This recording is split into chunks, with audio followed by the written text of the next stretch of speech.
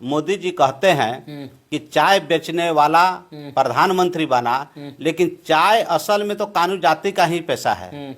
इस बात का दर्द जो है कानू समाज के लोगों को है। हाँ, कि प्रधानमंत्री जी कहते हैं कि चाय बेचने वाला देश का प्रधानमंत्री बना। हाँ। लेकिन असल में जो चाय बेचता है वो आज तक चाय ही बेच रहा है। प्रधानमंत्री कुछ नहीं हमारा जात आज तक चाय ही बेच रहा है। लेकिन चाय बेचने के नाम पर 2 बार प्रधानमंत्री बनने के बावजूद में भी मेरी जाति को किसी को टिकट नहीं दिया और न कोई मंत्री बना न एमपी बना। अगर राज्य सरकार अगर हमारी पैनल को अगर नहीं भेजती है तो राज्य सरकार का भी विरोध करेंगे, और केंद्र सरकार हमारी अगर मांगती नहीं है तो उसको घुटने टेकने को मजबूर करेंगे। मतलब दोनों हाथ में लड्डू है। दोनों हाथ। अगर राज्य सरकार नहीं मानेगी तो 25 में विरोध होगा। 25 में विरोध। सेंट्रल गवर्नमेंट नहीं मानती है तो आप 24 में विरोध करेंगे। एकदम। आजादी के बाद में ये प्रथम आंदोलन होगा कि चंपारण की इस धरती पर 50,000 की संख्या में एक जिले से और एक जाति का इतना संख्या लोग चप्पा चापा जाम। अभी हमारे साथ आप जिस व्यक्ति को देख रहे हैं ये कोई साधारण व्यक्ति नहीं है। साधारण इसलिए भी नहीं है कि इन्होंने एक आवाज लगाया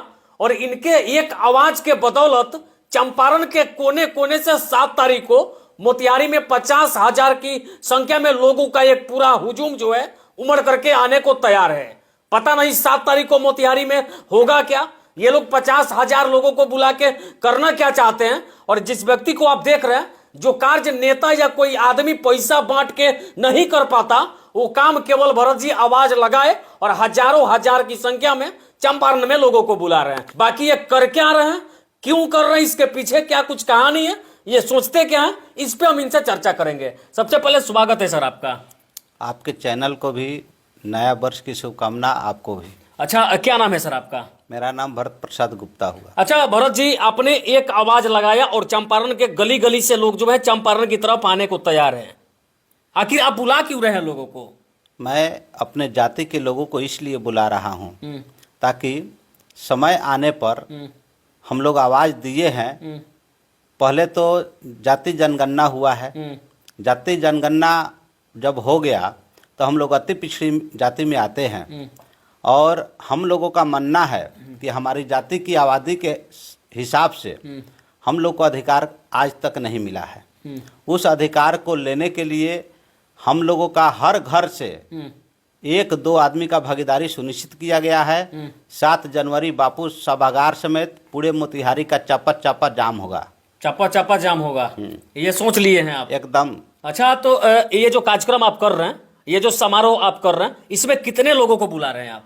इस कार्यक्रम में 50,000 से ज़्यादा की संख्या में कानू बंधु लोग अपनी एकता और चट्टानी एकता को दिखाएंगे। मतलब 50,000 की संख्या में लोग आएंगे? हाँ, चंपारण में कानू जाति की संख्या 8 से 10% से ज़्यादा है।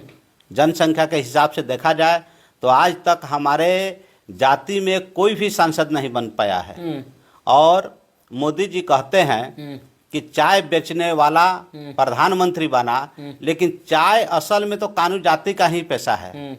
लेकिन आज तक हमारे जाति को एक भी सांसद नहीं हुआ और एक भी कैबिनेट मंत्री नहीं बन सका। इस बात का दर्द जो है कानू समाज के लोगों को है। हाँ, कि प्रधानमंत्री जी कहते हैं कि चाय बेचने वाला देश का प्रधानमंत्री बना। हाँ। लेकिन असल में जो चाय बेचता है वो आज तक चाय ही बेच रहा है। प्रधानमंत्री कुछ नहीं। हमारा जात आज तक चाय ही बेच रहा है। लेकिन चाय बेचने के नाम पर 2 बार प्रधानमंत्री बनने के बावजूद में भी मेरी जाति को किसी को टिकट नहीं दिया और न कोई मंत्री बना न एमपी बना।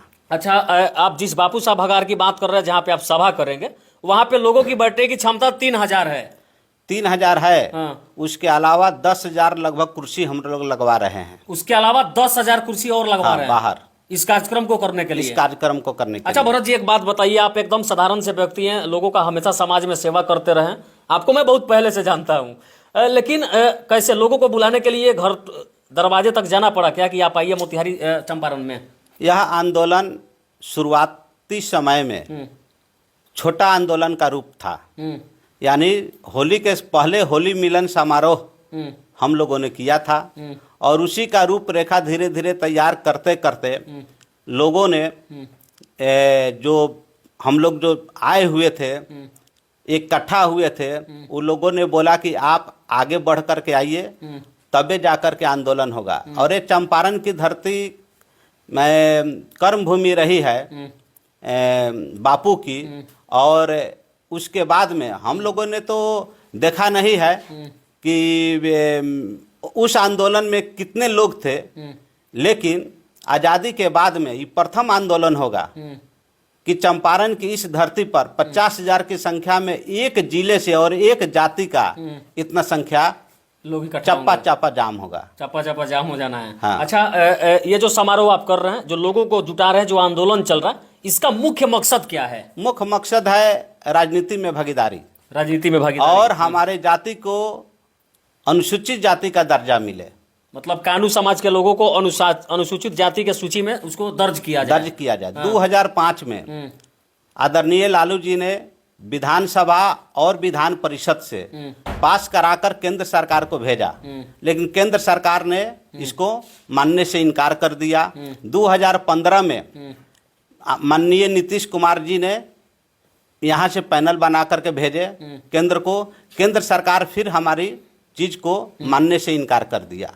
और इसी चीज को लेकर के 2024 में हम लोग अपनी भागीदारी और क्षमता दिखाने के लिए कि जो अगर राज्य सरकार अगर हमारी पैनल को अगर नहीं भेजती है तो राज्य सरकार का भी विरोध करेंगे, और केंद्र सरकार हमारी अगर मांगती नहीं है तो उसको घुटने टेकने को मजबूर करेंगे। मतलब दोनों हाथ में लड्डू है, दोनों हाथ अगर राज्य सरकार नहीं मानेगी तो 25 में विरोध होगा, 25 में विरोध, सेंट्रल गवर्नमेंट नहीं मानती है तो आप 24 में विरोध करेंगे। हाँ, इसका। एकदम। हाँ। इसका मकसद यही है, मतलब समाज के लोगों को पूर्ण रूप से जगा के समाज छोड़ना के है। लोगों के लिए मैं आह्वान करता हूं पूर्वी चंपारण के घर घर कानू को कि भरत प्रसाद जरूरत पड़ने पर अपना खून पसीना एक कर देगा, लेकिन किसी से बिकेगा नहीं। नेता नहीं है, मैं अपने स्वजातीय का बेटा हूं और अपने स्वजाति के लिए कुछ भी करने के लिए तैयार हूं। कुछ भी।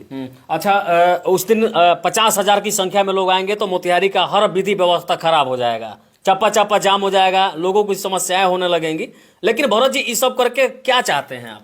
हम चाहते हैं कि जनसंख्या के हिसाब से हमारी जाति को अधिकार मिले। अच्छा, ये जो कार्यक्रम आप करा रहे हैं जिसमें 50,000 की संख्या में आप दावा कर रहे हैं कि लोग आ रहे हैं चंपारण के गली गली से, ये कार्यक्रम आप किस पार्टी के बैनर तले करवा रहे हैं? हमारे पास कोई पार्टी बैनर तले नहीं है।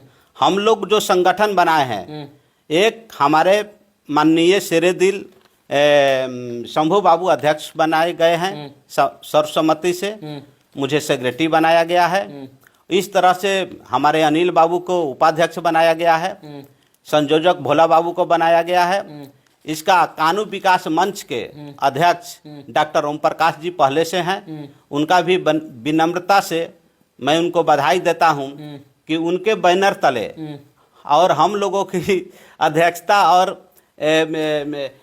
सेक्रेटरी के तले इतना बड़ा आयोजन हो रहा है।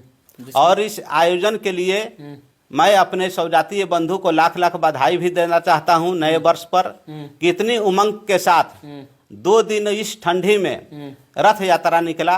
22 प्रखंड हम लोग दौरा किए, जिले में 27 प्रखंड है, कुछ प्रखंड छूट गया, बाद में हम लोग जाकर के दौरा किए, और पटाखे के साथ इस सर्दी में हम लोग को स्वागत किया गया। फूल माला, पटाखा और चाय नाश्ता हर जगह किया गया, और सैकड़ों गांव से यह कार्यक्रम गुजरा। मतलब ये कहा जा सकता है कि इतनी कड़ाके के ठंड में भरत जी के अगुवाई में सर्दी में गर्मी का एहसास लोगों को हो रहा है। इस जिला में प्रथम आयोजन हम लोग जो कराने जा रहे हैं कानू सम्मेलन, हमारा मानना है भूतो न भविष्यति, ये ऐसा आयोजन किसी के बस का चीज नहीं है, ये कानू जाति ही कर सकता है, और फिर दोहराएगा तो कानू जाति ही दोहराएगा। मतलब लकीर खींच रहे हैं, लकीर खींच रहे हैं। इसको कोई पार नहीं कर सकता, कोई नहीं पार कर सकता है। मैं चैलेंज देता हूं किसी विधायक और एमपी मंत्री को कि हमारा जो आयोजन हो रहा है 50,000 से ज्यादा की संख्या में एक जिला से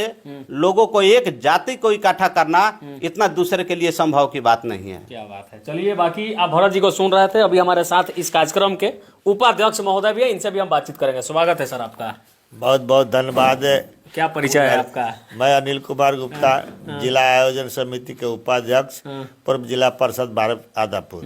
आप मेरे क्षेत्र के पूर्व जिला परिषद भी रहे हैं। अच्छा, क्या लगा था कि इतना बड़ा कार्यक्रम करा के आप लोग सफलता प्राप्त कर लेंगे? एकदम सफलता, चूंकि हम लोग का जो कोर कमेटी बना है, आयोजन समिति जो बना है, इसका